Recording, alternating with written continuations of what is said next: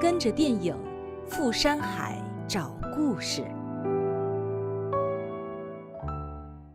實在我就在拉到香港一片，如果差人的，那我点样的会哦。没错，正是这部饱含温情的影片，让塘溪村这座百年古宅让大众看见，让大众喜爱。无数观众也循着电影的脚步来到这里沉浸式打卡，沉浸式感受这座百年古桥宅的烟火风情和桥香古韵。哦，这里就是阿嬷煮橄榄菜的地方。對，來進來。好，看看，这里怎么还有橄榄菜？我都闻到了橄榄菜的香味。对。哇，阿嬷煮的橄榄菜怎么还在啊？是，每天有很多的游客来，来参观，来打卡。阿伯有一个行为我也蛮感动的，他是每天都把它从冰箱早上拿出来，然后重新炒一遍。炒一遍，因为你如果一直放在这里不动了，它会坏掉。坏掉的，对，会坏掉，所以他每天都会炒一遍。你嚟坐坐，能嚟搭飛機。好。啊，这个搭飞机多哩。喺南邊咪搭泰國啊。当时阿嬷的表演是我每次看都会哭。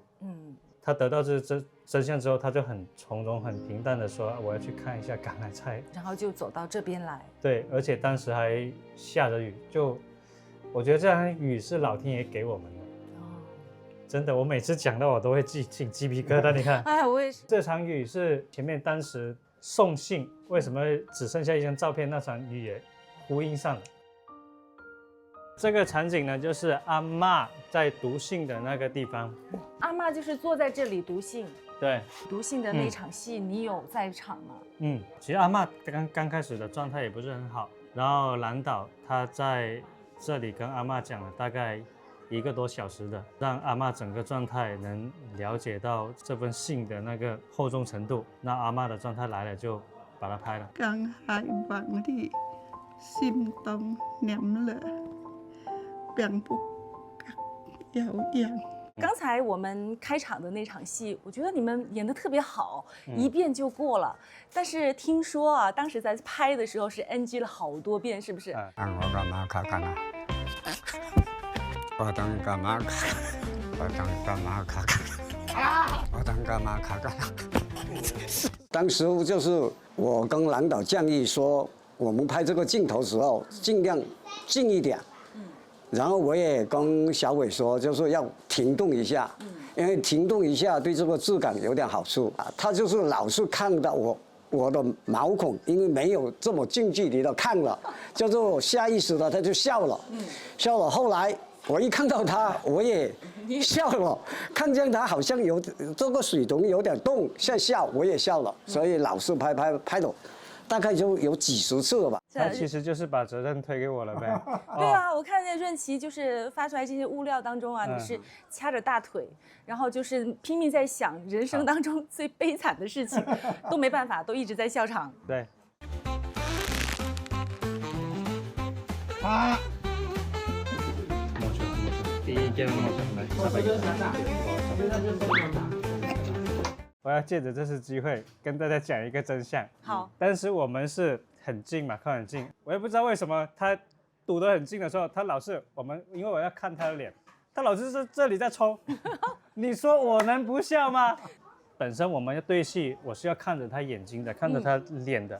大屏幕是很大的，就是说你如果眼神一飘到别的地方，观众其实会发现得到的。对，所以尽量也是得看着他的表演的。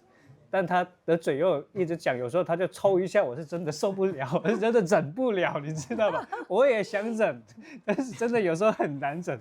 有时候我们演员也会自责的，就是找到我阿公那个排位的那场戏，那是我有史以来自己破了一个记录，笑场58条。那是一个长镜头1分多钟，然后我要忍4次不笑，太难受了。然后，我其实当时真的是也内心很自责，但是他永远就是对每一个演员都是说没事没事，我们拍到好为止。有戏做那个，在这个阿嬷的家的这样的一个戏份的氛围，其实是蛮欢乐的。给阿嬷的情书的剧本，它是很厚重的。他其实也很担心说，我们做了一部一进电影院让观众哭或者哭太多，所以你会发现蓝导很克制，甚至说他刻意去加了很多喜剧的设定。太公不情人哦。我变到都太公咯。听见？他们干嘛嘛？因为在戏里我们是养母猪嘛，但是在生活上我们也好像是真的母猪一样，所以他就不愿意打儿子那么用力，所以假装打一下，但是导演说不符合实际，不符合要求，打太轻了，他就再打一下。就比强一次，用一点力反复打，打到最后导演说他不怕打的啊，你用力打，所以后来才用力打了一下，那就 OK 了。其实真的就已经到了家人的一个状况，我觉得我是要向老人家学习的，因为他的整体的状态能量是没有我们年轻人那么充沛的。当阿曼他知道导演要的东西之后呢，然后他真的是带入到这个角色表演出来的那个瞬间，我觉得是。我就算有表演经验的人，我都自叹不如的，这就是素人演员的一个魅力吧。